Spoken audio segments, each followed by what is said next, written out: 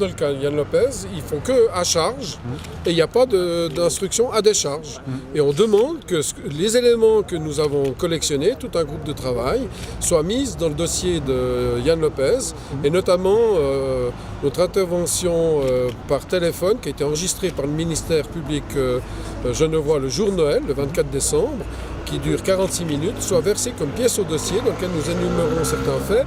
Et nous avons d'autres preuves que nous avons mises sur Internet et que nous transmettons à toutes les autorités compétentes dans le domaine. Nous demandons que ce soit un procès à charge et à décharge. Et dans la phase d'instruction actuelle, il faut que la justice soit rapide, car M. Yann Lopez est en prison préventive depuis près de 3 mois et il est probablement, très probablement selon certains témoignages, tabassé par ses codétenus. C'est un sujet tabou qu'on est en train de briser, la pédocriminalité, le réseau pédocriminel mondial. La bonne nouvelle, c'est que le mouvement Gilets jaunes en France en parle maintenant. C'est Vincent Després, alias le Maquis à Paris, qui a des contacts avec Jeannette Ziman, qui est la compagne de Stan Mayo.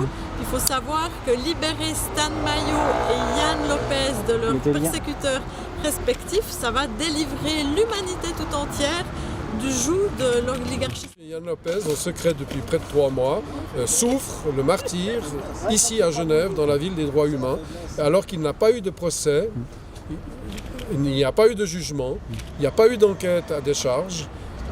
Ça c'est possible dans le droit suisse, parce qu'on dit quand même la Suisse, Genève, c'est quand même pas le tiers-monde.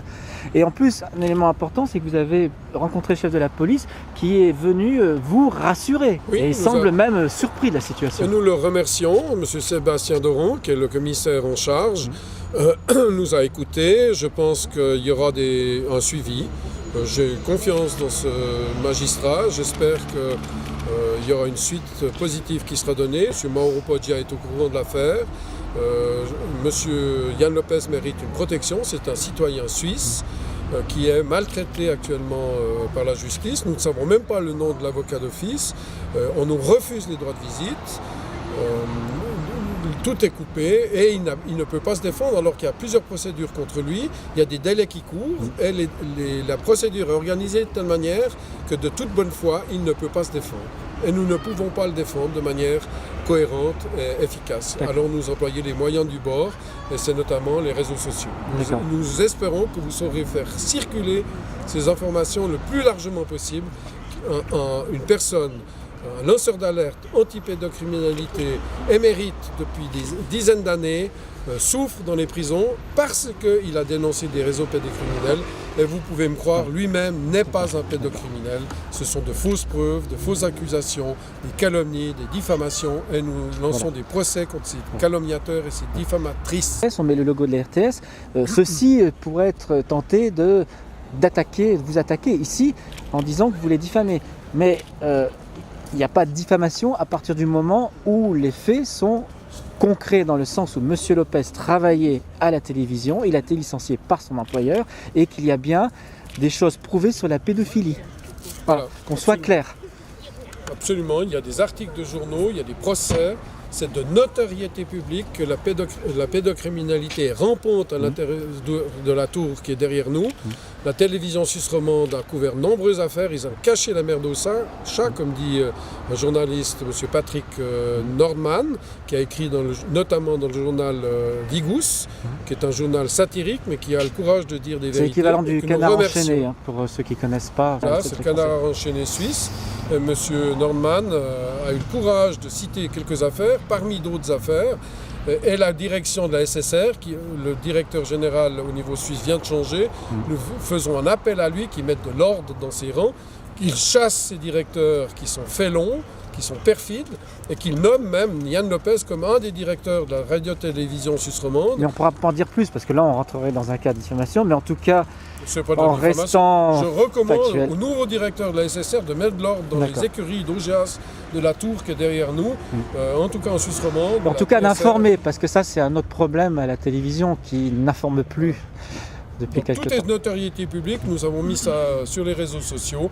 Vous tapez Vigus, Patrick Norman, Télévision Suisse romande, c'est un nid de personnes qui cachent et couvrent la merde au chat sous le tapis.